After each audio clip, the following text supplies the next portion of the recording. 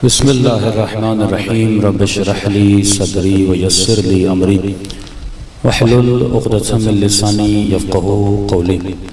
अम्मा बअद फ़क़द क़ाला सुब्हानहू व तआला फ़ी मुहकम किताबिहिल मजीद व फ़ुरक़ानिहिल हमीद व क़ौलिहिल हक़ व हुवा असदक़ुस सादिक़ीन। बिस्मिल्लाहिर्रहमानिर्रहीम।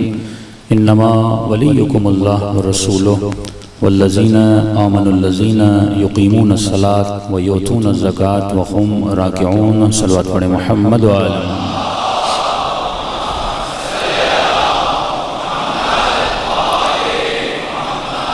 दुआ है परवरदिगार आलम हम सब की इबादतों को अपनी बारगाह में कबूल फरमाए और जिस मकसद ज़िंदगी और इबादत की वजह से इन मजालिस में तशरीफ़ लाते हैं उन मकासद में भी हम सबको कामयाबी अता फरमा दें। मुसलसल विलायत नज़री और विलायत अमली के उन्वान से गुफ्तगू हो रही है कि खुदा बरमला ऐलान कर रहा है कि ऐ इंसानों, तीन इस कायनात में विलायतें हैं। एक, मैं अल्लाह तुम्हारा वली हूँ, मेरा रसूल तुम्हारा वली है, और हालत रुकू में ज़कात देने वाला अली तुम्हारा वली है। मुआशरे में हुआ ये कि कुछ लोगों ने दो विलायतों का तो इकरार किया, ला इलाहा इल्लल्लाह भी कहा, मुहम्मदुन रसूलुल्लाह भी कहा, लेकिन एक और फ़िरक़ा था जिसने कुरान की आयत के रूह के मुताबिक अलीयुन वलीउल्लाह का भी इकरार किया। अब इस बहस में नहीं पढ़ते, ना ही हमें यहाँ पर विलायत अमीरुल मोमिनीन किसी के लिए साबित करनी है। जिनके लिए साबित है गुफ्तगू उनके लिए है कि विलायत एक नज़रिया है, कि तुम्हारा नज़रिया है कि इस कायनात पर किसकी विलायत है? परवरदिगार आलम की विलायत है। विलायत का मतलब यह है कि कायनात का ज़र्रा ज़र्रा अल्लाह के हुक्म का ताबे है। कायनात का ज़र्रा ज़र्रा यानी वो ज़र्रा जिसमें शऊर नहीं है, वो भी अल्लाह के हुक्म का ताबे है। तो उससे ज्यादा तो बदर्जे औला उसको खुदा का ताबे होना चाहिए जिसके वजूद में अक्ल है, जिसके वजूद में फहम है, जिसको खुदा ने इंसान बनाया। लेकिन यही इंसान सरकश बन जाता है क्योंकि इसने नजरिए के एतबार से भी अपने नजरिए को समझा नहीं है। मसलन कहा तो है कि ला इलाहा इल्लल्लाह खुदा है, लेकिन यही कलमगो का सर कलम करता है, यही कलमगो की इज्जतों को पामाल करता है। अगर इसने ला इलाहा इल्लल्लाह समझा होता, ये कभी भी ऐसे अमाल में मुब्तला न होता। अब खुद ला इलाहा इल्लल्लाह को समझने के लिए अल्लाह की आवाज़ आती है कि मेरे कुछ ऐसे बंदे हैं जो ज़मीन और आसमान की खिलकत में गौर और फिक्र करते हैं। यानी एक पावर खुदा ने आपको दिया है, उस पावर का नाम है गौर और फिक्र। जब तक तू फिक्र नहीं करता तब तक तू नतीजे तक नहीं पहुंचता। भाई आपके जेब में मोबाइल है, सिग्नल आए जा रहे हैं, आप लोगों से बातें कर रहे हैं, लेकिन यकीन से बताइए कितने लोग हैं जिन्होंने ये सोचा हो कि भाई ये मेरी आवाज वहां जाती कैसे? तो हम इस्तेमाल किए जा रहे हैं, लेकिन हमने आज तक ये नहीं सोचा कि मेरी आवाज, मैं कराची से बैठ के कोयटा वाले से बात करता हूँ, हैदराबाद वाले से बात करता हूँ, ये टेक्निकल कौन सी चीज है जो मेरी यहाँ की आवाज को वहां पहुंचा रही है? तो इंसान अशिया को इस्तेमाल करता है पर सोचता नहीं है। पानी पीता है पर ये नहीं सोचता कि देने वाला कौन है। मजलिस में आता है लेकिन ये नहीं सोचता मुझे बुलाने वाला कौन है। बस इसके कदम चले ही आ रहे हैं, चले ही आ रहे हैं। तुझे हिदायत क्यों मिल रही है? यकीनन कोई चीज बैक पे है तो तुझे इन चीजों में लाती है। तो ऐ इंसान, जिस तरह हुसैन की मोहब्बत तुझे मजलिस में खींच के लाती है, इसी तरह कोई और अशिया है जो तुझे शयातीन की तरफ खींच के ले जाती हैं। तू कब समझेगा? फरमाया मन अरफ नफ्सहू फकद अरफ रब्बह। जब तू सोचेगा, जब तक सोचेगा नहीं तुझे हिदायत नहीं मिलेगी। मैंने कल की मजलिस में भी कहा था कि एक ही जुमला है ना, इहदिनस सिरातल मुस्तकीम, खुदा हमें हिदायत दे। ये लश्कर यजीद में भी पढ़ा जा रहा है, ये लश्कर हुसैन में भी पढ़ा जा रहा है, और हुसैनी पढ़ रहे हैं तो हिदायत मिल रही है, यजीदी पढ़ रहे हैं तो जलालत मिल रही है। खुदा हिदायत की दुआ तो एक ही है। अगर हुर ने दुआ की है तो हुर को तू हुसैन के लश्कर तक ला रहा है, लेकिन यही दुआ शिमर भी अपनी नमाजों में कर रहा है, इब्ने साद भी अपनी नमाजों में कर रहा है। नमाज तो वो भी पढ़ते थे, वो भी इसी आयत को पढ़ते थे कि इहदिनस सिरातल मुस्तकीम, खुदा हमें हिदायत दे। लेकिन परवरदिगारा माजरा क्या है कि शिमर कातिल बन रहा है, हुर नासिर बन रहा है। जुमला तो एक ही है, एक कातिल बन रहा है, एक नासिर बन रहा है। तूने खुद कहा उदऊनी अस्तजिब लकुम, मुझसे मांगो मैं तुम्हारी दुआओं को कबूल करूंगा। अरे खुदा शिमर भी कह रहा है मुझे हिदायत दे, लेकिन तू उसे हिदायत दे नहीं रहा। और हुर जब दुआ कर रहा है तू मुझे हुसैन के कदमों में लाकर खड़ा कर रहा है। परवरदिगारा माजरा क्या है? अल्फाज तो वही हैं, दुआ तो वही है, तो अल्लाह की आबाद आएगी। आए मेरे बंदो, शिमर भी ये जुमले दोहरा रहा था, शिमर भी इन जुमलों का जिक्र कर रहा था, हुर भी इन जुमलों का जिक्र कर रहा था, लेकिन फर्क ये है शिमर सिर्फ जिक्र कर रहा था, हुर जिक्र भी कर रहा था, साथ में फिक्र भी कर रहा था। तो हिदायत उसे मिलती है जो फिक्र करे। ये मकतब साहिबाने फिक्र का मकतब है। 9 मुहर्रम की मजलिस में बताऊंगा कि इसको रस्म में कैसे बदला जा रहा है। जब ये रस्म बन जाता है तो उसमें फिर हर शय की इजाजत होती है, लेकिन जब हुसैन की आजादारी इबादत बन जाए तो इबादत की हुदूद होती हैं, इबादत की कुयूद होती हैं। इबादत रस्म नहीं है कि मसलन में नमाज को रस्म बना लूं। जब रस्म है तो जिस तरह बनाओ तुम्हारी मर्जी, लेकिन जब इबादत है तो सुबह की रकत 2 रकत 3 भी की तो नमाज बातिल है। अगर इबादत है तो वुजू दकीक है, जिस तरह उसने कहा उस तरह तुम्हें करना है। पहले चेहरे को धोना है, फिर बाजुओं को धोना है, फिर सर का मसह करना है, फिर पांवों का मसह करना है। इबादत सूफियों वाली इबादत नहीं करनी कि कहें कि हम रक्स भी करें तो इबादत है। वो रक्स है, वो इबादत नहीं है। इबादत ऐसे ही की जाती है जिस तरह तुझे शरीयत ने बताई। अब इंसान इन चीजों से दूर क्यों होता है? वजह यह है कि इंसान अपने नजरिए कोई मजबूत नहीं कर रहा। ये अल्लाह को मान तो रहा है लेकिन उस खुदा को समझ ही नहीं पा रहा। भाई ऐसा क्या है अल्लाह की तौहीद और इताअत में कि हुसैन सब कुछ लुटा रहे हैं? ऐसा क्या है कि पूरी पूरी रात 1000 रकत नमाज पढ़ना क्या मिल रहा है मौला अली को? इमाम सज्जाद की पूरी जिंदगी इबादत में गुजर गई। कोई तो कशिश है ना तौहीद परवरदिगार आलम में, कि जितने तौहीद के मानने वाले परवाने हैं वो खुद को तौहीद के इर्द गिर्द अपने वजूद को फना कर रहे हैं परवरदिगार आलम के लिए।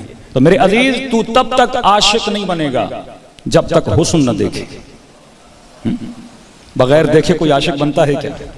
अच्छी आवाज सुनोगे पसंद आएगी, अच्छा चेहरा देखोगे पसंद आएगा, अच्छा कलम पढ़ोगे तो पसंद आएगा। सवाल यह है कि जब मैं अपने खुदा को पढ़ूंगा नहीं, जब मैं अपने खुदा को देखूंगा नहीं, अगर अली की आंखों से खुदा को देख ले, फिर वही इश्क इसके वजूद में आता है जो अली इब्न अबी तालिब के वजूद में। मैसम के वजूद में ऐसा क्या था जिसने इश्क अली इब्न अबी तालिब ने अपना सब कुछ लुटा दिया? आशिक बनने के लिए मारिफत का आना जरूरी है, और मारिफत के आने के लिए स्टडी करना जरूरी है, पढ़ना जरूरी है, सोचना जरूरी है। अकली एतबार से वो मोमिन कभी भी ग्रो नहीं कर सकता जो डेली बेसिस पे कम से कम 20 सफ़े अपने दीन को स्टडी करे, मुतालिया करे। मैं 2-2 घंटे टीवी के ड्रामे देखता हूं, लेकिन मेरे पास 20 सफ़ों का वक्त नहीं है। मैंने पहली दलील दी, दलील हुदूस कि कायनात बनी है, कल थी या आज कोई है और कल नहीं होगा। इसका मतलब कि हम जितने भी लोग इस मजलिस में आए हुए हैं ये मुमकिनुल वजूद हैं। आज मुमकिन है आपका वजूद, और इस मिंबर पर कई लोग आए और कई लोग चले गए, आज जमीनों के नीचे दफन हैं। हमारा होना और हमारा न होना बताता है कि मेरा वजूद का इस कायनात में न होना जरूरी है न होना जरूरी है, लेकिन एक ऐसा वजूद है जिसका कायनात में हमेशा होना जरूरी है, जो इन तमाम तर मुमकिनात को खल्क करे, जिसको वाजिबुल वजूद कहा जाता है। तफसील हमने बयान की। दूसरी दलील हमने दी बुरहान नज़्म, कि कायनात का नज़्म बताता है कि इस कायनात में कोई नाज़िम मौजूद है।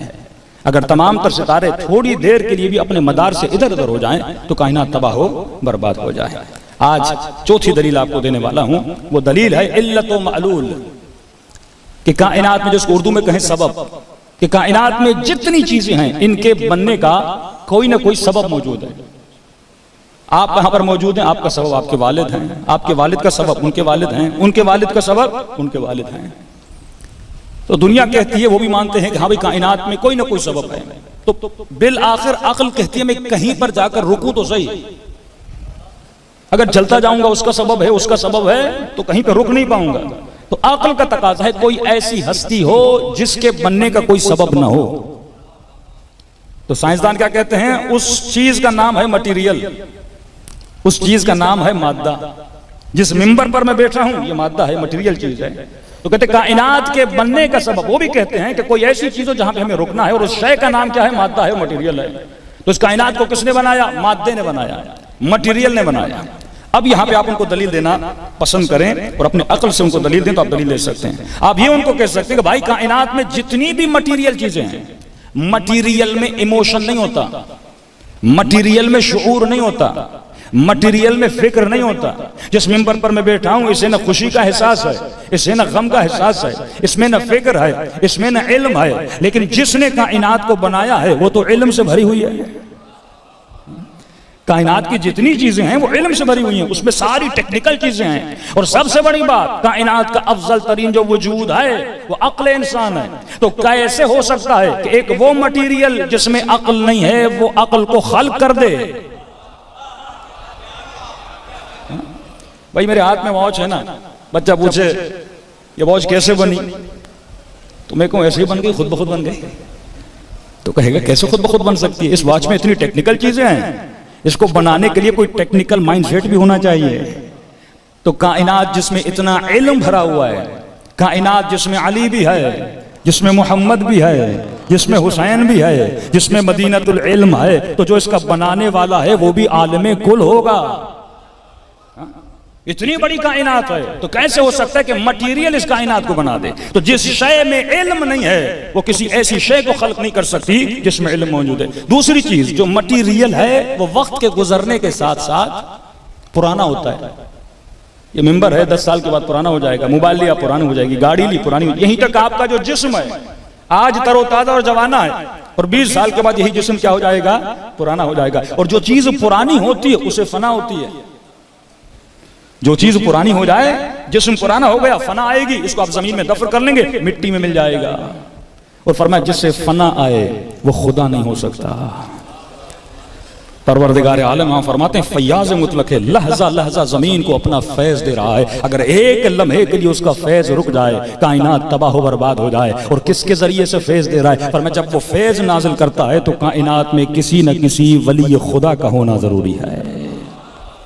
इसकी दलील यह है कि रसूल जब मेराज पर जाते हैं तो असहाब फरमाते जब रसूल मेराज पर गए, जिस पानी से वुजू कर रहे थे उस पानी ने बहना छोड़ दिया, बिस्तर की गर्मी वहीं पर थम गई, कूंडी ने हिलना छोड़ दिया। अल्लाह जाने हदीस मेराज बहुत बड़ी है, कितनी देर मेराज पर रहे, बरज़ख में क्या अजाब हुए, बरज़खी जन्नत में लोगों ने क्या नेमतें पाई, तमाम तर चीजों को देखकर जब इस कायनात में फिर वापस आए, फरमाते बस मुस्तफ़ा का आना था, कूंडी ने हिलना शुरू कर दिया, पानी ने बहना शुरू कर दिया, बिस्तर की गर्मी वहीं से शुरू हो गई। किसी साहबी ने कहा या रसूल अल्लाह कितनी देर वहां पे रहे हमें नहीं मालूम, लेकिन या रसूल अल्लाह एक बात समझ में नहीं आती, जब आप कायनात में नहीं थे तो कायनात थम गई थी, और जब आप कायनात में वापस आ गए तो गोया कायनात में जिंदगी आ गई, कायनात में हरकत आ गई, परिंदों ने उड़ना शुरू कर दिया, हवाओं ने चलना शुरू कर दिया, समंदरों ने बहना शुरू कर दिया। या रसूल अल्लाह ये तो बताइए माजरा क्या है? नबी फरमाते हैं हमारी मिसाल बिल्कुल इसी तरह है जिस तरह तुम्हारे बदन में रूह है, जब तक रूह है तो बदन हरकत में रहता है, जब रूह निकल जाती है तो बदन मुर्दा हो जाता है। फरमाया मैं जब कायनात में नहीं था गोया रूह कायनात कायनात में नहीं थी, और जब मैं कायनात में वापस आया गोया कायनात के बदन में रूह वापस आ गई। तो आए मुसलमान, आज तो तू मानता है कि रसूल खुदा जाहिरन दुनिया में मौजूद नहीं है, लेकिन ये बता तुझे रिज़्क़ भी मिल रहा है, तुझे औलाद भी मिल रही है, कायनात की हवाएं भी चल रही है, चिड़चिड़ियाएं चहचहा भी कर रही है, तो कम से कम इतना तो मानना पड़ेगा कि आज भी कोई रूह कायनात है जिसके सदक़े में पूरी कायनात चल रही है।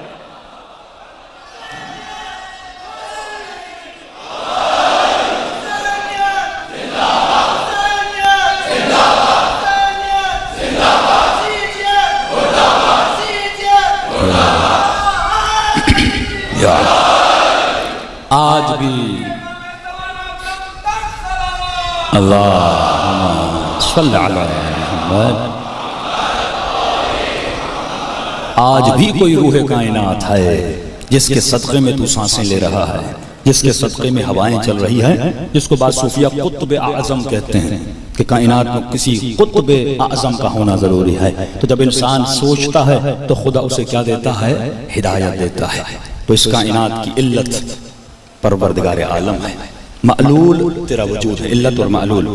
बनाने वाला इल्लत है, जिसे बनाया है उसे मालूल कहा जाता है। तो इल्लतुल इलल, तमाम तर कायनात के असबाब का जो मुसब्बिबुल असबाब है वो वजूद परवरदिगार आलम है। जिस कायनात, जिसने इस कायनात को बनाया, जिसने इंसान को बोलने की तवानाई थी, जिसने रिज़्क़ दिया, जिसने दौलत दी, जिसने अली के जिक्र की नेमत दी, ये भी नेमत है। ये भी रिज़्क़ है। रिज़्क़ सिर्फ माल का नाम नहीं है, खुद जिक्र अहले बैत को सुनना ये भी रिज़्क़ है। फरमाया वो है इल्लतुल परवरदिगार आलम। अब दूसरी विलायत है रसूल खुदा की विलायत। अगर इसी विलायत का नजरिया कमजोर हो तो मुसलमान एतराज करता है कि या रसूल अल्लाह मदद कहने से रसूल खुदा किस किस की जाकर मदद करेंगे, मौला अली किस किस की जाकर मदद करेंगे।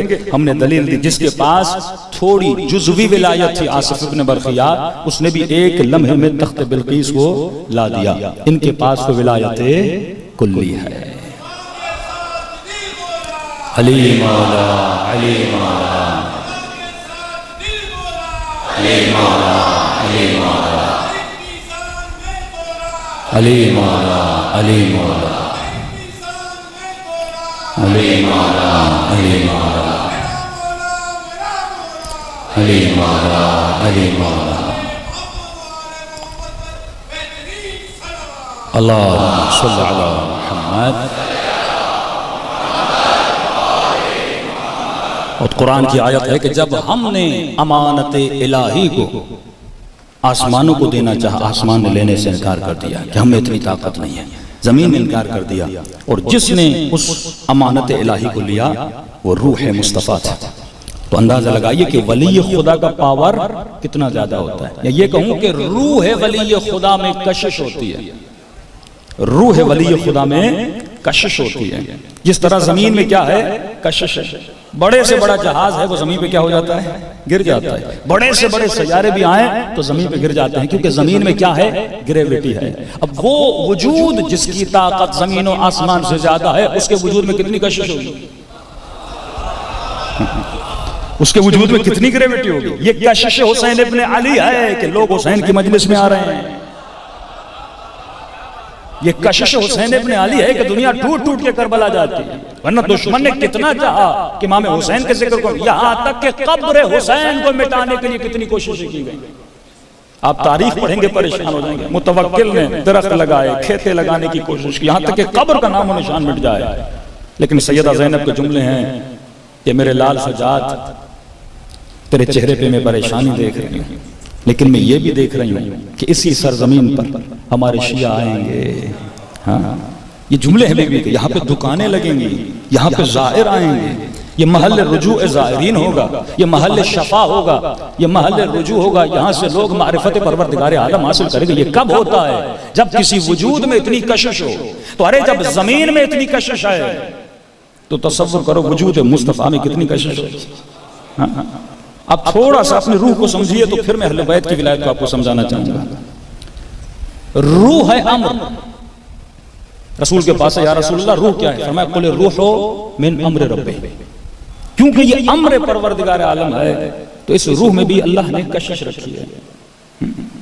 मादा या ये जिस्म इसलिए खालिक नहीं बन सकता, मालिक नहीं बन सकता, क्योंकि ये महदूद है दो चीजों में। एक जमान में महदूद है, दूसरा मकान में। अगर मैं इस इमाम बारगाह शुहदा में बैठा हूं तो मैं यहां पर महदूद हूं, मैं जाफर तैयार में नहीं हूं, मैं कहीं और पर नहीं हूं। आप यहां पर बैठे हैं तो वहां पर नहीं है। आप जमाने और मकान के कैदी हो। जब तुमने वली खुदा को भी जमान और मकान के अंदर कैदी समझा तो यह एतराज पैदा होता है कि एक वक्त में रसूल इतनी जगहों पे कैसे जा सकते हैं, एक वक्त में मौला अली 40 लोगों के घरों पे कैसे जा सकते हैं। लेकिन कुरान ये बताता है कि आसिफ इब्न बरखिया एक ही वक्त में 2 जगहों पे जा रहा है। तो ये कैसे मुमकिन हुआ? क्योंकि उसकी रूह में कशिश ज्यादा है, उसके पास अल्लाह की विलायत है। थोड़ी सी मिसाल ताकि आपको समझ में आ जाए। रात को आपने ख्वाब देखा, मिसाल के तौर पे सच्चे ख्वाबों की बात कर रहा हूं। आपने ख्वाब में देखा कि पेशावर में या कोयटा में आपका कोई रिश्तेदार है, उसका एक्सीडेंट हो गया। ख्वाब के आलम में आपने देखा। और सुबह आप उठे और आपको फोन आ गया कि आज उनका वाकई एक्सीडेंट हो गया। तो आपकी रूह को ख्वाब के आलम में एक वाकये का पहले से पता चला, क्योंकि जिस्म जमाने का भी कैदी है, मकान का भी कैदी है, पर रूह न जमाने की कैदी है न मकान की कैदी है। रूह में इतना पावर है, ये जमाने में सफर करती है, ये मकानों में सफर करती है।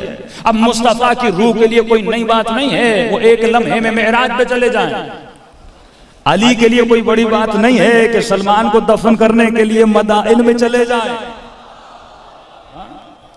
क्योंकि उनकी रूह की ताकत। अब मेरी रूह की ताकत बहुत कम है, इतनी ताकत है कि मेरी रूह 1 दिन का वाकया, 2 दिन का वाकया, वो भी ख्वाब के आलम में, क्योंकि मैंने अपनी रूह को पाक नहीं किया। मेरी रूह इतनी विलायत अहले बैत से मुत्तसिल नहीं है, तो लिहाजा ये ख्वाब के आलम में देखती है। लेकिन जो वली खुदा है वो ख्वाब के आलम में नहीं, वो बेदारी के आलम में, हजार आलमों में सफर कर सकता है। क्यों कर सकता है? क्योंकि फरमाया वमा अरसलनाका इल्ला रहमतन लिल आलमीन। ऐ हबीब, तू सिर्फ दुनिया वालों के लिए नहीं आया बल्कि आलमीन के लिए रहमत बनकर आया है। तो अगर आलमीन के लिए रहमत है तो उसकी रहमत का हर जगह जाना क्या है? जरूरी है। तो उनके वजूद में क्या है? कशिश है। आपकी रूह में इतनी कशिश है कि सिर्फ आपका बदन उसकी बात को मानता है।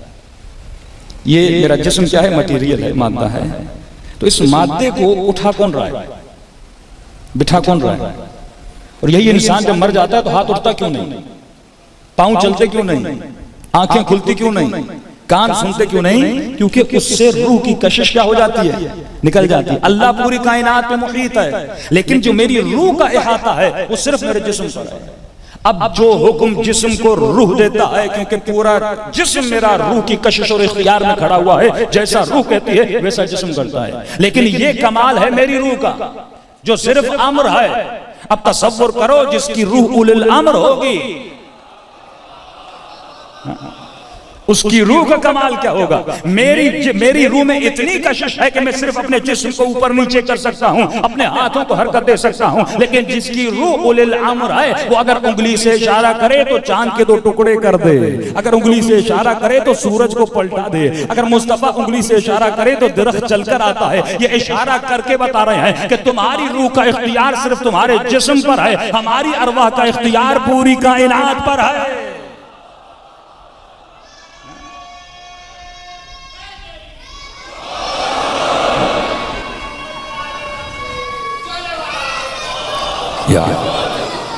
अल्लाहुम्मा सल्ली अला अल्लाहु अकबर।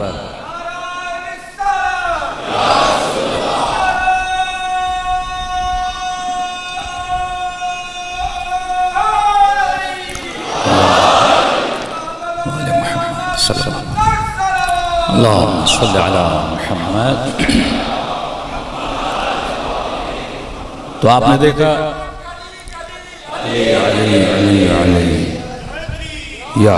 तो आपने देखा कि ये रूह है, अहले बैत है, जिसका पावर है। उसके अंदर इतनी कशिश है कि मौला अली फरमाते मैंने खैबर के दरवाजे को जिस्म की ताकत से नहीं उखाड़ा।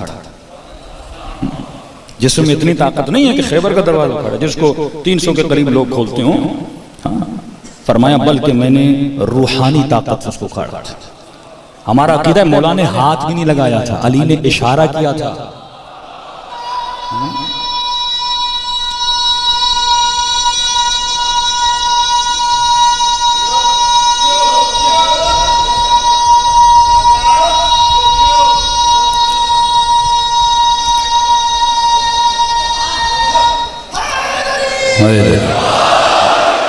बल्कि मैंने रूहानी ताकत से उसका दरवाजा उखाड़ा था कि जब यहूदी को पता चला कि एक है जिसने मरहब को बिछाड़ा है, जिसने अंतर को बिछाड़ा है, मदीने खास ढूंढने आया कि वो शख्स है कौन जिसे देखूं, जो एक दिन में एक बकरा खा ले, जो ऊंटनी का बच्चा उठा ले। ऐसे ऐसे बहादुरों को मजाक नहीं थी कि जिनको देख के सारे भाग गए थे। हाँ, और सिर्फ मौला अली उनके मुकाबले में गए तो कहे देखूं तो सही है कौन। और जब मदीने में आया तो उसने कहा कि मुझे हैदर से मिलना है। तो मदीने वाले अली को हैदर के नाम से नहीं जानते थे, वो अली के नाम से जानते थे। क्या कौन हैदर? क्या जिसने मरहब को बिछाड़ा, जिसने अंतर को बिछाड़ा। क्या अली की बातें कर रहे हो? कहाँ अली? अली नाम है। अली का फला मस्जिद में जाओगे, मस्जिद में बैठा होगा। ये मस्जिद में आता है, क्या देखता है? मौला का नहीफ सा बदन, कमजोर सा बदन, मुसल्ले पर बैठे हैं, अल्लाह की इताअत में मशगूल है। बड़े ताज्जुब से कहता है कि ये अली है। कहते हाँ ये अली है। मौला के पास जाता है, कहता मुझे यकीन नहीं आता इस नहीफ से बदन ने मरहब अंतर को बिछाड़ा। इमाम फरमाते मैंने बदन की ताकत से नहीं, रूहानी ताकत से बिछाड़ा था। बदन पे नाज और करें जिन्हें भागना है। हाँ? का हम रूहानी ताकत रखने वाले हैं, और जब इंसान की रूह मजबूत हो जाती है अब इंसान को खुदा पावर अता करता है। कई गैर मासूम भी आपने देखे होंगे जो साहिबे करामत है। ये करामत कहाँ से आती है? हाँ, उनको पता चल जाता है, आपके माइंड को रीड कर लेते हैं, लोगों की हकीकी शक्लें देखते हैं। हाँ, तय्युल अर्ज की ताकत, आयतुल्लाह उस्मान खुदकी साहिब करामत कि इन्होंने एक तकरीर की, तबलीगी तकरीर, और लोगों को कहा भाई अगर साहिब विलायत और करामत बनना है तो अपने आज़ा को हराम से बचाओ। तो उनकी मजलिस में एक सरकारी शाह का मुलाजिम बैठा हुआ था, कहा कि ये भी हराम है, ये भी हराम है, ये तनख्वाह और रिश्वत जालिम के अंडर काम करना।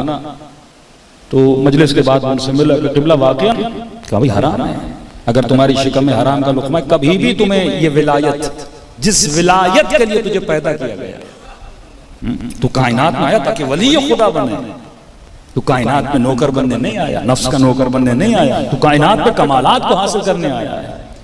तेरा हदफ ये होना चाहिए मैं सलमा बनूं, मैं मालिक अश्तर बनूं, मैं समेत मार बनूं, मैं हबीब इब्न मबाहिर बनूं। हाँ? ये हदफ खिलकत है कि इंसान उन कमालात तक पहुंच।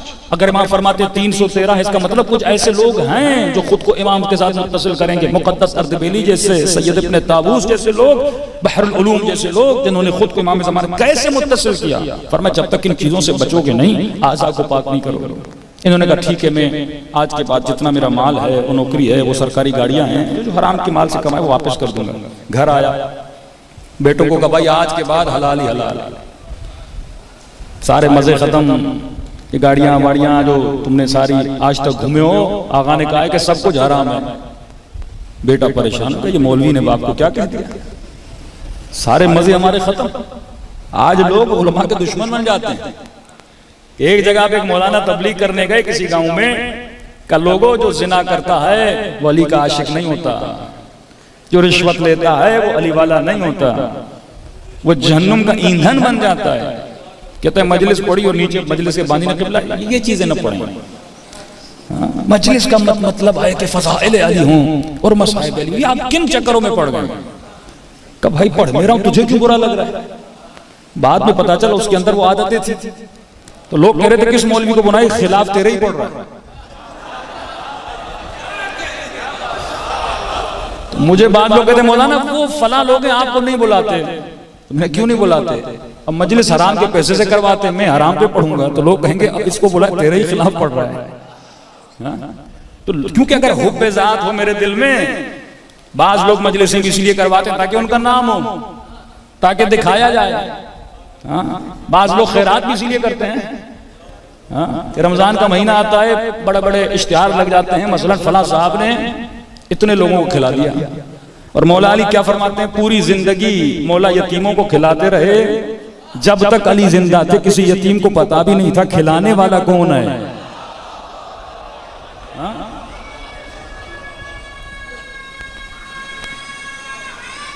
यार तो ये सारे मसाइल क्यों होते हैं? क्योंकि लोगों के पास विलायत अमीरुल मोमिनीन तक आई नहीं है। इस पे गुफ्तगू करूंगा कि इंसान ऐसा क्यों बनता है। तो इन्होंने कहा इस मौलवी ने ये तो हमें रोड पे ला देगा, बाबा नौकरी भी छोड़ देंगे, सादे से काम में चले जाएंगे, ये भी राय हलाल में देंगे, वो भी राय हलाल में। बेटे ने कहा मैं तो ये होने नहीं दूंगा। किसने कहा? कहा भाई आयतुल्लाह उस्मान खुदकी ने कहा है, ये हराम का पैसा है, ये जहन्नुम का ईंधन है, मेरे लाल कितने साल रहोगे इस दुनिया में, आखिरत बनाओ। ये निकला पिस्टल लेके कि मैं आगा नुखुदकी को कत्ल कर दूंगा। न रहेंगे नुखुदकी, न मेरे बाप को कोई हिदायत देने वाला रहेगा। तो निकले आगा नुखुदकी मस्जिद से, ये मस्जिद में गया, नमाज पढ़ी आगा के पीछे पिस्टल को छुपा कर, और जैसे आगा नुखुदकी मस्जिद से निकले, गली से जाने लगे, अपनी गली घर की गली के करीब होने लगे, ये पीछे पीछे छुपता छुपता उनके पीछे आ रहा था। बस अब इनके पीछे आने ही वाला था, आगा नुखुदकी ने देखा नहीं, वहीं से का जवान छुप के क्यों आ रहा है। अगर मारना ही है तो तू अली वाला, मैं भी अली वाला, सामने आकर मार। पीछे से छुप छुप के क्यों आ रहा है? बस इतना कहना था। कल मैंने कहा था ना कि जिसके दिल में खौफ खुदा होता है, अल्लाह उसके दुश्मन के दिल में भी खौफ डाल देता है। अगर तू खुदा से डरेगा, दुनिया तुझसे डरेगी। न असलहे की जरूरत है, न माल की जरूरत है। एक अजीब अदब खुदा तेरे दिल में डाल देता है, एक अजीब हैबत खुदा तुम्हारे वजूद में डाल देता है कि हर गुनहगार क्या करता है, तुझसे डरता है। कहते जैसे आगा ने कहा बाहर आ जाए। ये जवान कहता है कि मेरे हाथ कांपने लगे, पिस्टल मेरे हाथ से गिर गई। मुड़कर देखा, अपना हाथ उठाया, मेरे महासिन पे लगाया, मुझे प्यार किया, का फलां का बेटा है ना, अली के चाहने वाले का बेटा है ना, का ये बता हुसैन से मोहब्बत करता है। कहता है मबहूत खड़ा था, मैंने कहा क्यों नहीं करूंगा, मैं शिया हूं। कहा कि हुसैन की ज़ियारत करना चाहता है। कहा क्यों नहीं करना चाहूंगा। कहा मेरे लाल आंखों को बंद कर। कहता इसने आंखों को बंद किया, आगा मुखलकी ने इसका हाथ लिया, 3-4 सेकंड के बाद का आंखों को खोल। कि जब आंखें खोली देखा हुसैन का हरम सामने है। का खामोशी के आलम में देख रहा हूं ये हो क्या रहा है मेरे साथ। आगा ने 4-5 सलाम दिए, अस्सलाम अलैका या अबा अब्दुल्लाह, अस्सलाम अलैका या इब्न रसूलुल्लाह, अस्सलाम अलैका या इब्न फातिमा अज़्ज़हरा, अस्सलाम अलैका या इब्न अमीरुल मोमिनीन। का मेरे लाल अली से मोहब्बत करता है। मैंने कहा क्यों नहीं करता। का अली की ज़ियारत करना चाहेगा। मैंने कहा इससे बड़ा शरफ क्या होगा। का आंखों को बंद कर। का मैंने आंखों को बंद किया, फिर जब आंखें खोली तो अली के हरम के सामने था। कब फिर कहा कि मदीने जाना चाहते हो, नबी की ज़ियारत, जन्नतुल बकी की ज़ियारत। मैंने कहा क्यों नहीं। कहा फिर कहा आंखों को बंद कर। मैंने आंखों को बंद किया, फिर जनाब सैयदा की कब्र, रसूल खुदा की कब्र, फिर आंखों को बंद किया, फिर उसी गली में आ गए। का अब ये बता ऐसी विलायत चाहिए कि एक लम्हे में करबला पहुंच जाए, एक लम्हे में मदीने। विलायत होगी तो वजूद में पावर होगा। वो खुद को भी ले जाते हैं, जिसके पास ये विलायत अहले बैत आ जाती है वो किसी और को भी ले जाते हैं।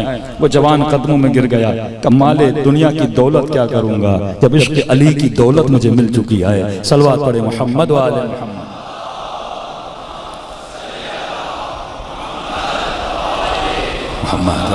तो ये पावर ऑफ विलायत है। अगर इंसान खुद को नेक कर ले, साले कर ले, भाई आजमाने में क्या है। मासू फरमाते मन अखलस अल्लाह 40 यौमा, जिसने 40 दिन खुद को अल्लाह के लिए खालिस किया। असल है एक मर्तबा इल्म है, फिर इल्म अमल में बदलता है, फिर अमल खुलूस में बदले। आप मजलिस में आए, आपने सुना नमाज शब अच्छी चीज है, ये इल्म हुआ। रात को घर गए, आपने नमाज पढ़ी, ये अमल हुआ। अब जब नमाज पढ़ी, अब दुआ करो खुदाया जो पढ़ा है उसमें खुलूस अता कर। मजलिसें बहुत लोग सुनते हैं, नूहें बहुत लोग पढ़ते हैं, मजलिसें बहुत लोग पढ़ते हैं, लेकिन सवाल यह है ये खालिसतन परवरदिगार आलम के लिए है कि नहीं। मैं जो कर रहा हूं क्या खुदा के लिए कर रहा हूं कि नहीं कर रहा, अपनी जात के लिए कर रहा हूं या परवरदिगार आलम के लिए कर रहा हूं। तो जब जो 40 दिन अल्लाह की आवाज आती है, 40 दिन खुलूस से दिल से जिंदगी ऐसे गुजारे जो सिर्फ परवरदिगार आलम के लिए गुजरे। फरमाते हैं खुदा उसके दिल पर यनाबीउल हिकमा, हिकमत के चश्मों को खोल देता है, ये बंदा हकीम बन जाता है। इस दर्जे पर अहले बैत में ले जाने आए हैं, इस विलायत पर दुनिया को ले जाने आए थे कि मौला शब आशूर फरमाते मेरी 2 उंगलियों के दरमियान देखो। किन के लिए कहा? पहले कहा जिसको जाना है चला जाए। जब सब चले गए, अगर मौला पहले दिखाते कि जन्नत देखो 4500 का लश्कर बैठ जाता। पहले इमाम ने आजमाया कि देखो मौत का खौफ दिल से निकालें, औलाद की मोहब्बत दिल से निकालें, माल की मोहब्बत दिल से निकालें। एक ऐसा भी करबला में था, कहते सुबह तक भी रुका, लेकिन फिर भी औलाद की मोहब्बत थी। का मौला मेरे बच्चे भूखे हैं, थोड़ी देर बस जाऊं बच्चों को खाना लेकर कूफे में, मौला करीबी तो आ जाता हूं। इमाम ने कहा नहीं जाओ, लौट नहीं पाओगे। पूरी रात तुमने देखा है हुज्जत इलाही तुझ पर तमाम हो चुकी है, लेकिन हुज्जत खुदा की बात को नहीं सुनता चला जाता है। और जब वापस आता है हुसैन का लाशा पामाल हो चुका था। देर अगर हो गई मेरे अजीज, ये वक्त कभी वापस नहीं आता, पलट के नहीं आता, क्योंकि मरने वाले मर चुके हैं, आप उनसे कुछ पूछ नहीं सकते। लेकिन अगर यही मुर्दे कब्रों से उठते और आपको बताते तो आपको बताते कि हमने अपनी पूरी जिंदगी का वक्त किस तरह से जाया किया। अगर हम इताअत खुदा, इताअत रसूल और इताअत अली इब्न अबी तालिब में जिंदगी गुजारते, हमारी दुनिया भी संवर जाती, हमारी आखिरत भी संवर जाती। सल्लल्लाहु अलैहि मोहम्मद व आले मोहम्मद।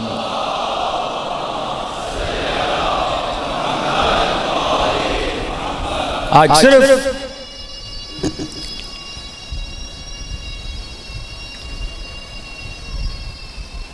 हैदरी तो तो इब्तिदाए तहारत अहले बैत ने बताई, क्योंकि मैं गिनवाता हो जाऊं जो लोग नहीं थे पहली मजलिसों में, पहली चीज फतमा क्या करो, हमारा मोमिन अपने लिबास को पाक रखता है, उसके बाद हमारा चाहने वाला हमेशा बावजू रहता है, उसके बाद फरमाया अपने जिस्म को पाक रखता है, जिस्म के बाद अपने आज़ा को पाक रखता है, आंखों की निजासत से बचता है, ज़बान की निजासत से बचता है, लुक़्मा हराम की निजासत से बचता है, क्योंकि ये इंसान के वजूद को तबाह करता है। अब जब आपने लुक़्मा हराम भी छोड़ दिया, आंखों से निगाह हराम भी छोड़ दी, ज़बान से किसी की ग़ीबत नहीं की, तोहमत नहीं की, लोगों को लड़ाया नहीं, झगड़ाया नहीं, अब मोमिन कहेगा पाक हो गया नहीं। अब तीसरा दरवाज़ा है विलायत अहले बैत का। पहला दरवाजा तहारत ज़ाहिरी, दूसरा दरवाजा तहारत बातिनी, आज़ा की तहारत, तीसरा दरवाजा यह है कि फरमाया जो हमारा चाहने वाला है वो ला यानी चीज़ों से दूरी करता है। क्या मतलब ला यानी? ऐसे काम जिसका कोई फायदा नहीं है, ऐसे काम जो फजूलियात में शुमार होते हैं, उन चीज़ों से दूरी करता है। इमाम का वाक़या सुनिए कि फजूलियात क्या है। एक शख्स को जब करबला में इमाम ज़माना की ज़ियारत नसीब हुई, अल्लाहुम्मा सल्ली अला मुहम्मद, अब ये ईमान का थोड़ा आला दर्जा है, इस पर आना वाक़ई अवाम उन्नास के लिए बहुत मुश्किल है, लेकिन इंसान अगर करने पर आए तो क्यों मुश्किल नहीं। सिर्फ मिसाल दे रहा हूँ आपको कि जब इमाम की ज़ियारत हुई, कहता है कि 40 शब बुध मैंने मेहनत की ताकि मौला की ज़ियारत हो जाए, और जब मौला की ज़ियारत हुई, अब ज़ाहिर है शुरू में इसने पहचाना नहीं कि मेरा मौला है। इमाम आकर बैठे, अरब आपको पता है कहवा पीते हैं, तो कह रहा मैं कहवा पी रहा था।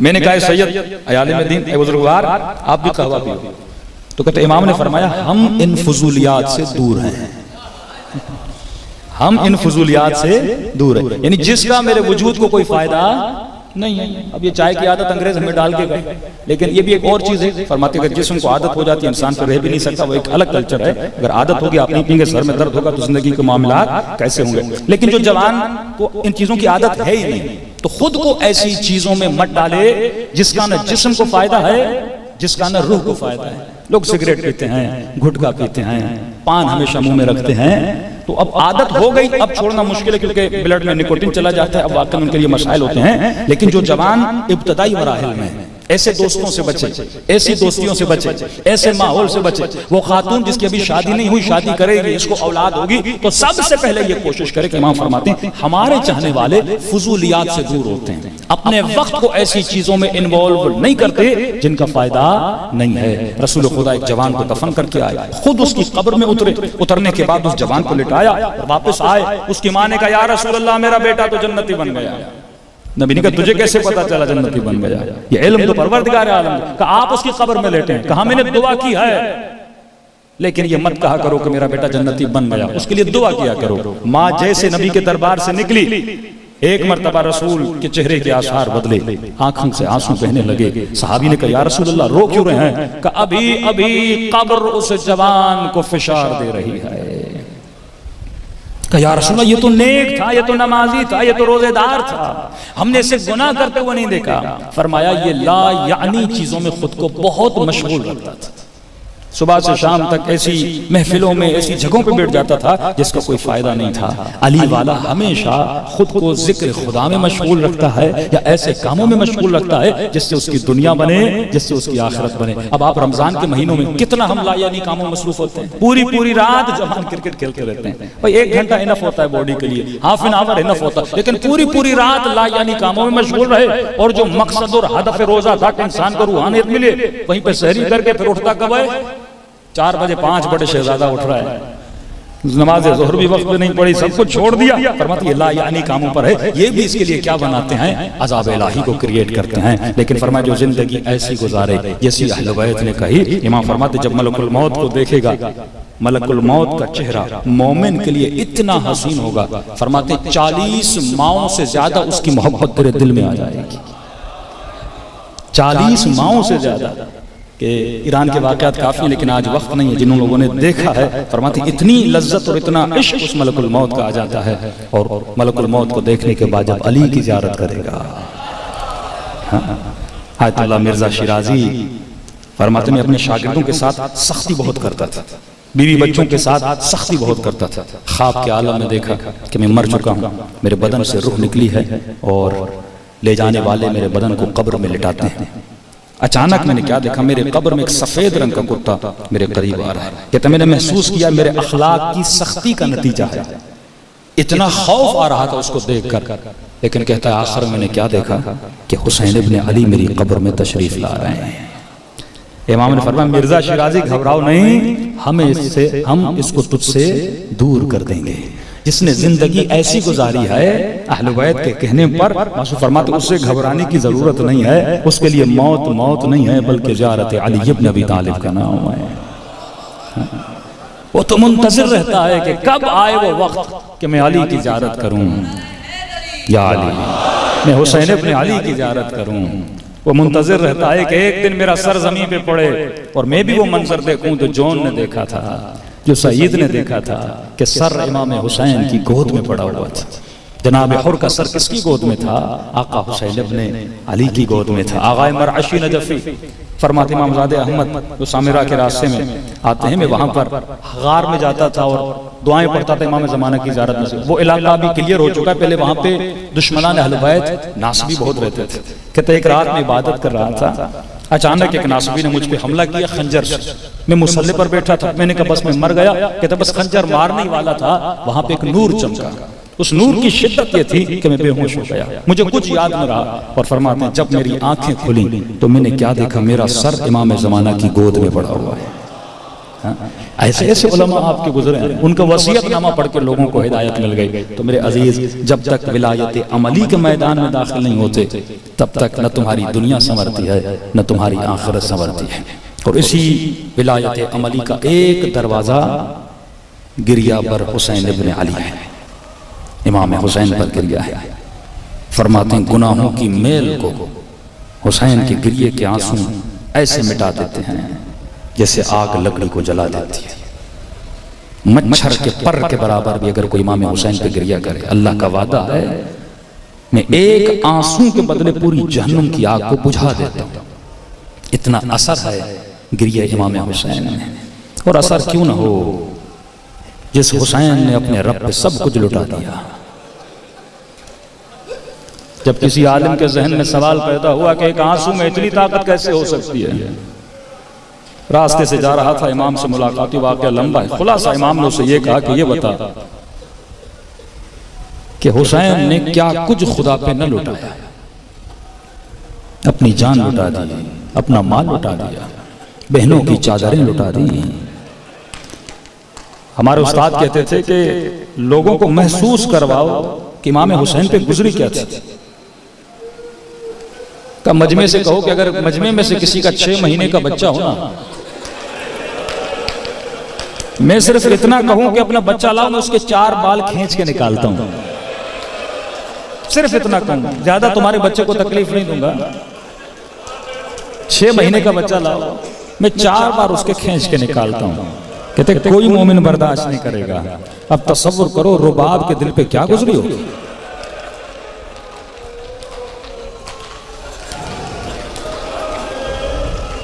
मेरे मासूम इमाम फरमाते इमाम हुसैन का रंग गंदुमी था। फरमाते मेरे बाबा के सारे बाल काले थे, लेकिन लश्कर यजीद वाले कहते हैं कि जब अकबर का लाशा उठा रहे थे हम हुसैन को पहचान नहीं सकते। 1.5 घंटे में हुसैन के सर के सारे बाल सफेद हो चुके थे। मैं मसाइब पढ़ूंगा, लेकिन थोड़ा सा करबला के माहौल को महसूस करो। करबला में हो क्या रहा था, अहले बैत पे गुजर क्या रही थी। फरमाते जब ख़याम हुसैनी लगे, 2 रंग के खेमे थे। कुछ खेमे वो थे जो बिल्कुल जिनका रंग काला था, कुछ खेमे ऐसे थे जो सफेद रंग के थे और काली लकीरें थी उन पर। अकील की औलाद सैयदा ज़ैनब के बच्चे 60-70 बच्चे करबला में मौजूद थे।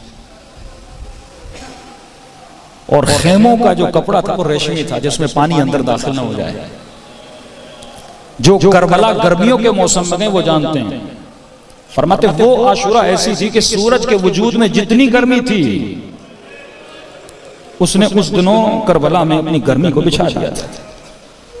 अब तसव्वुर करो बच्चे भूखे भी हों, प्यासे भी हों। बीबी ज़ैनब फरमाती हैं कि जब ये लश्कर इब्न ज़ियाद के दरबार में पहुंचा उस हालत में ये मलून खाना खा रहा था। अली की बेटियां खड़ी हैं, नन्हे से बच्चे खड़े हैं। तसव्वुर करो एक बच्चा हो जिसने कई दिनों से कुछ नहीं खाया और तू उसके सामने खाना खा रहा हो, उस बच्चे पे क्या गुजरेगी। फरमाते मलून के सामने कटी हुई गर्दनें रख ली, खाना भी खा रहा था, लुक़मे भी चबा रहा था और पूछ भी रहा था ये किसका सर है, ये किसका सर है, ये किसका सर है। फरमाया जब सरों को देखता गया, एक मर्तबा किसी ने कहा ये हुसैन के बड़े बेटे अकबर का सर है। तो जालिम ने खाना छोड़ा, उसने कहा कि किसने कहा था हुसैन को शहीद करो। कहा कि हाकिम अमीर आपने कहा था हुसैन को कत्ल करना है। कहता हुसैन को कत्ल क्यों किया, अगर पहले मैंने अकबर को देखा होता तो मैं कभी भी हुक्म न देता कि हुसैन को कत्ल करो। जिसका इतना खूबसूरत बेटा हो वो उसकी मौत के बाद खुद ही मर जाता।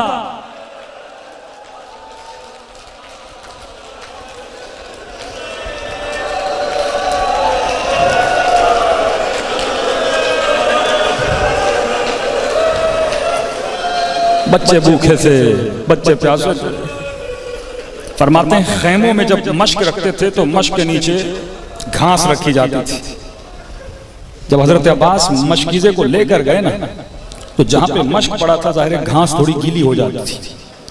बीबी ज़ैनब फरमाती मैं खैमों में जाती थी, क्या देखती थी बच्चों ने कमीजों को ऊपर किया हुआ है और अपनी शिकम को उस घास पे रखा हुआ है, थोड़ी सी ठंडक उनके वजूद को मिल जाए। मखतल के जुमले हैं। बीबी खेमे में जाती है, एक नन्हा सा बच्चा था, बच्चे बहुत थे करबला में। उसने कहा पुप्पी अम्मा प्यास बहुत लगी है, शायद जो अकील के बच्चों का खेमा है वहां पे थोड़ा सा पानी हो। अब बीबी ज़ैनब को तो पता है कि पानी तो है नहीं, लेकिन खेमों से खेमों में रास्ते थे। बीबी ने बच्चे के दिल को रखने के लिए उस बच्चे को खेमे के अंदर ले गई। अब जैसे जैसे बीबी खेमों से गुजरती थी 2 बच्चे और आ जाते थे, 3 बच्चे और आ जाते थे, 4 बच्चे और आ जाते थे। बीबी ज़ैनब फरमाती है 25 बच्चे जमा हो गए। लेकिन जब खेमे में पहुंची किसी भी कूजे में पानी नहीं था। बीबी ज़ैनब फरमाती है कि बच्चों के पानी न देने से ज़ैनब को इतना शर्म आ रहा था, करूं तो क्या करूं। फरमाते जाने का वक्त हुआ, इमाम हुसैन ने कहा कि बहन ज़ैनब मैं मैदान में जाना चाहता हूं, आखिरी वक्त है, मेरा बच्चा ला दे। हुसैन अपने बच्चे को जी भर के देख। फरमाते एक मरतबा बीबी ज़ैनब ने अली असगर को लाया। इमाम हुसैन ने जैसे गोद में लिया तो असगर ज़ार व कतार रो रहा था। कहा बहन ज़ैनब इतना रो क्यों रहा है। कहा भैया हुसैन बहुत प्यासा है, रुबाब का दूध खुश्क हो चुका है। जरा इसको महसूस करो, एक औरत का दूध कब खुश्क होता है। क्योंकि इतने खेमों में लाशें आए, इतने लाशें आए, बीबियां हर लाशे पे रोती थी, नूहा पड़ती थी। आहो, एक तो रोने से इतना आंखों से पानी आता है जिस्म का पानी खुश्क हो जाता है, दूसरा गर्मी इतनी थी इंसान के बदन से पसीना आता है वो भी खुश्क हो जाता है। फरमाया अब रुबाब के बदन में दूध रहा नहीं है, कहीं ऐसा ना हो ये रुबाब का बच्चा मर न जाए। सैयदा ज़ैनब फरमाती हैं कि जब ये बच्चा रोता था बीबी रुबाब अपनी कमीज से इस बच्चे को हवा लगाती थी, शायद मेरे लाल को थोड़ी हवा लग जाए, मेरा लाल बच जाए। अगर मेरी माए बहनें मजलिस में मौजूद हैं, मुझे नहीं पता, अल्लाह जाने मुझे सैयदा ज़हरा की मुसीबत याद क्यों आ रही है। बीबी का भी एक बच्चा गिरा था जिसकी उम्र 6 महीना थी और शिकम में था।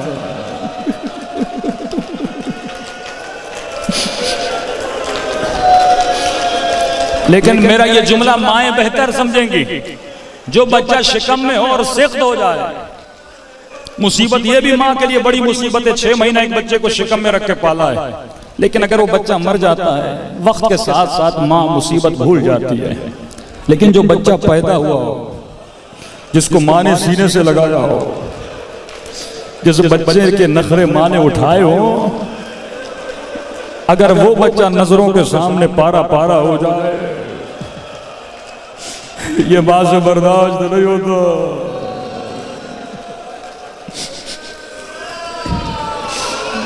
सलाम करें अपने मौला की गुर्बत पे। अस्सलाम अलल हुसैन व अला अली इब्न हुसैन व अला औलाद व अला असहाब। हुसैन की सदा बुलंद हो, चीखों मार के हुसैन की आवाज पुकारो। अस्सलाम अलल हुसैन व अला अली इब्न व अला औलाद हुसैन व अला असहाब। मिलता है करबला में रुबाब ने इतना वलदी वलदी वलदी कहा, यानी आए मेरे असगर, आए मेरे असगर, आए मेरे असगर कि रुबाब की आवाज बैठ गई। इन दिनों में इतना हुसैन हुसैन कहो कि तेरी आवाजें भी बैठनी चाहिए, ताकि तसव्वुर करो बीबी रुबाब पे क्या गुजरी होगी। कबीर ज़ैनब मेरे असगर को ला, मैं पानी पिला के लाता हूँ। माँ बड़ी खुश हुई, बच्चों को कपड़े में बांधा, हुसैन को दिया।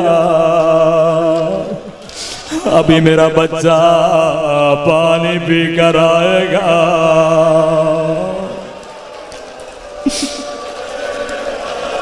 हुसैन ने असगर को हाथों पे लिया। मकतल के जुमले हैं, लश्कर यजीद से मुखातब हुए। हुसैन ने अपने असगर को हाथों पे लिया।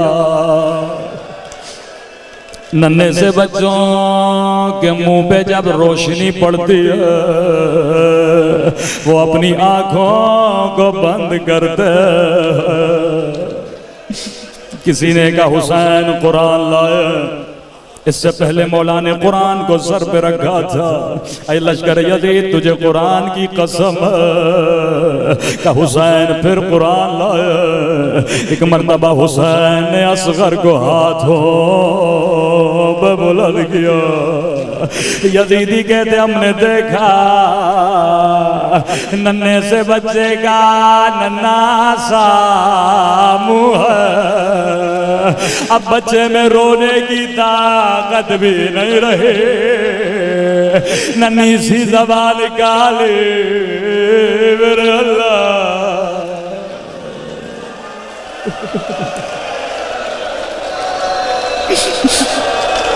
का हुसैन ने कोई बड़ा खुतबा नहीं दिया। पहला जुमला का फौज यजीद, अगर दुश्मनी है तो हुसैन से है। बता मेरे बच्चे ने तेरा क्या बिगाड़ा। का अभी हुसैन का कलाम खत्म नहीं हुआ था, एक मर्तबा जालिम ने तीर फेंका। 3 शोबे वाला तीर था, जिसका वजन अली असगर के वजन से ज्यादा था।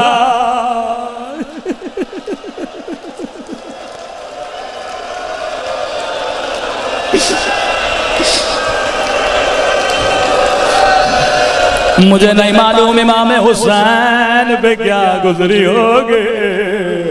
का जैसे तीर अली असगर की गर्दन में लगा, बदन नरम था, लोहा सख्त था। गर्दन को काटता हुआ हुसैन के बाजू को लख्मी किया।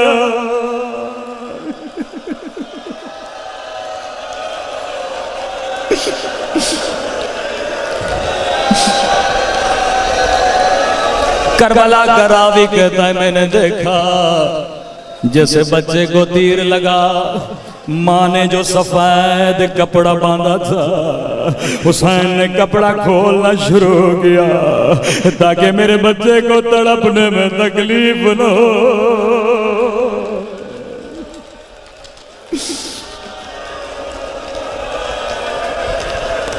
वही नन्ही सी लाश खेमे के करीब है, माँ इंतजार में है मेरा बच्चा पानी पी कर आएगा। खेमे से आवाज दी बहन ज़ैनब जरा करीब आ, लेकिन माँ को न बताना। बीबी ज़ैनब समझी हुसैन असगर को पानी पिला कर लाया है, लेकिन जैसे इमाम हुसैन को देखा चेहरा खून से रंगीन है, महासन खून से रंगीन है, अली असगर के नन्हे से कदा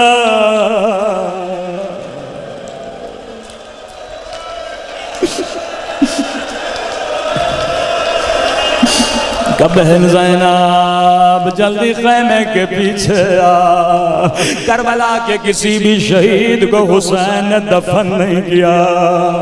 ज़ैनब जल्दी आ, मैं अपने बच्चे को दफन करना चाहता हूँ। बीबी ज़ैनब खैमे में गई, रुबाब ने कहा क़ाज़ादे मेरा बच्चा पानी भी करा गया। बीबी ज़ैनब खामोश है, कहे तो क्या कहे। एक मर्तबा रुबाब ने देखा ज़ैनब की चादर पे खून के निशान,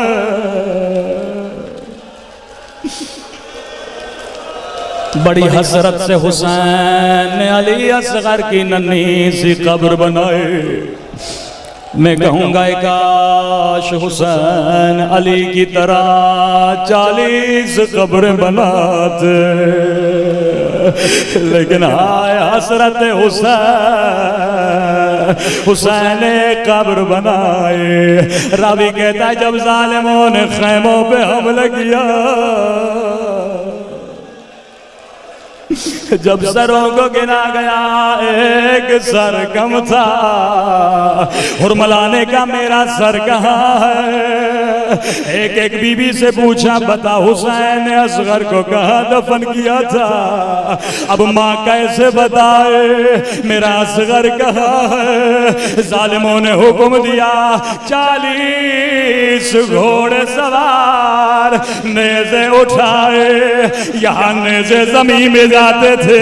रुबाब का कलेजा, सकीना का कलेजा, एक मर्तबा नेज़ा जमीन में गया, एक नन्ही सी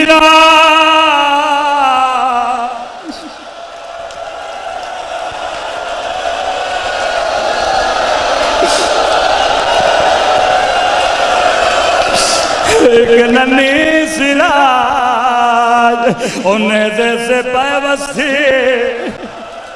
ये रिवायत आपने आज तक नहीं सुनी हो, बड़ी सख्त रिवायत। का मलून असगर को रुबाब के सामने लाया, का तूने नहीं बताया था, अब मैं तेरे सामने तेरे बच्चे को ज़बा करूंगा। अल्लाह जाने माँ पे क्या गुजरे, एक मर्तबा गर्दन कटे, माँ ने कहा है मेरा असगर, 2 मर्तबा, एक मर्तबा ने जैसे एक मर्तबा तलवार